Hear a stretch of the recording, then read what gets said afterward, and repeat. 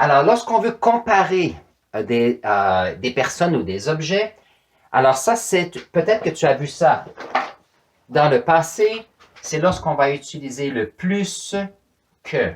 C'est très similaire en anglais. En anglais, c'est more than. On utilise ici habituellement des adjectifs comme cela, mais quelquefois, on peut utiliser des adverbes aussi. Donc, voyons voir, répète après moi, il est plus intéressé que son ami. Maintenant, ce qui est intéressant, c'est qu'on peut comparer de d'autres façons. Alors, on peut dire, est-ce que tu connais les autres façons de comparer? Alors, en anglais, il y a more than. Est-ce qu'il y a d'autres façons de comparer deux choses? Better. Autre option possible. Alors, répète après moi, il est moins gentil que son ami. Less nice or not as nice than. Et l'autre mot qu'on peut utiliser, c'est aussi. Il est aussi gentil que son ami. Qu'est-ce que c'est? Il est aussi gentil que son ami. Qu'est-ce que c'est selon toi? Alors, intéressant. Alors, ça ici, il est bon. Il est, oups, on manque. Il est que son ami. Alors, lorsqu'on dit qu'on est bon, alors on va dire que tu es bon en débat, mais on peut aussi dire que tu es meilleur que le week-end passé, tu étais meilleur que l'équipe qui a terminé en dernière place.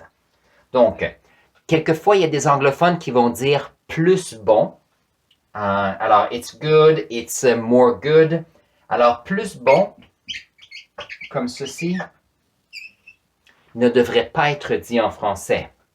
L'autre chose, c'est il travaille bien. Je sais pas si tu peux le voir,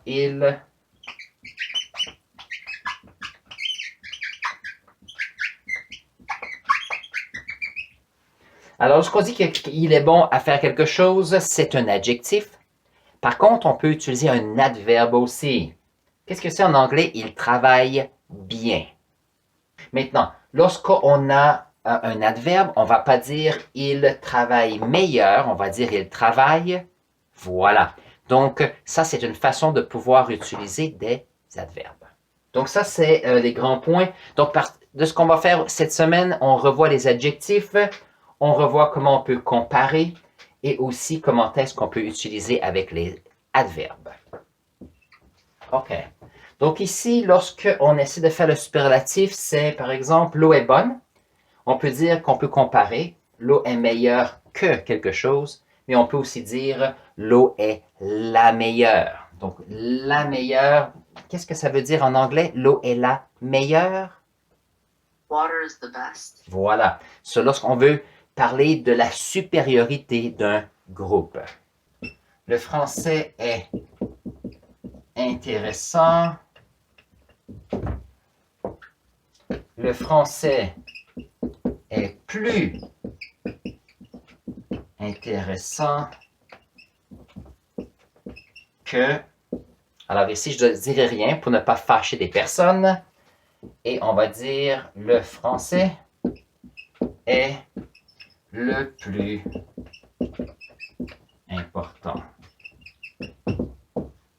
Donc ici, si on a un adjectif, on peut prendre l'adjectif et le comparer, mais on peut aussi parler de sa supériorité. Donc le superlatif, le français est le plus important. Après ça, on va dire les classes de 9e sont les plus intéressantes. Comme ceci. Alors ici, on a les classes de 9e sont les plus intéressantes. Donc ici, lorsqu'on veut comparer la supériorité, s'il y en a plusieurs, il y a un les. Si c'est masculin, ça sera un le. Et si c'est féminin, on va utiliser. Ah, c'est ce que je voulais faire avec vous. Donc, merci d'avoir été avec nous aujourd'hui.